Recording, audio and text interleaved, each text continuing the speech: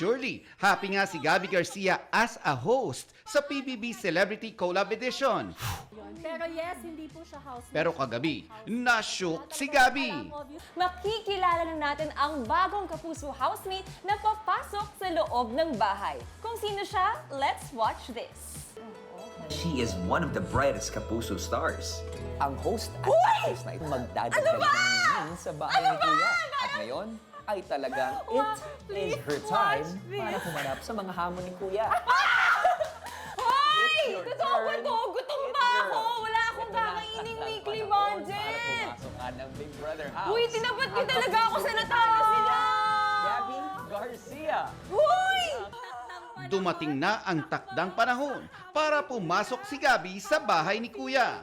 Siya ang next house guest. It's always in the back of my head na shocks anytime makipasok ko. Pero Lagi talaga niya sinasabi yun. Pero like, now it's happening for real. Oh my God! Tsaka kuya, tinabat mo talaga ako sa walang weekly budget yung housemate. Yun lang. Agad-agad. Ganyan na talaga. Yes! Totoo talaga! Agad-agad. Hindi ko pwedeng ayusin. Bye ka na kina Sean! Officially a full circle moment na ito kay Gabby na nag-audition sa PBB noong 2012.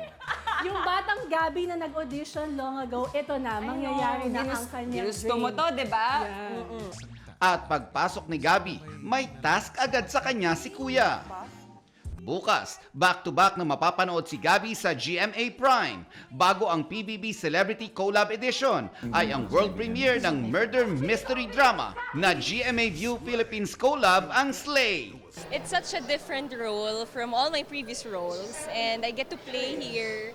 I get to be sometimes the bad girl. And bihira yun magkaroon bihira ako magkaroon ng mga ganung role. And nakaka-excite mapanood ng ating viewers kasi ibang timpla naman. POV ng apat na bida ang napapanood sa View Philippines. Sa GMA naman, ibang anggulo ng kwento ang makikita mula sa punto de vista ng karakter ni Derek Monasterio.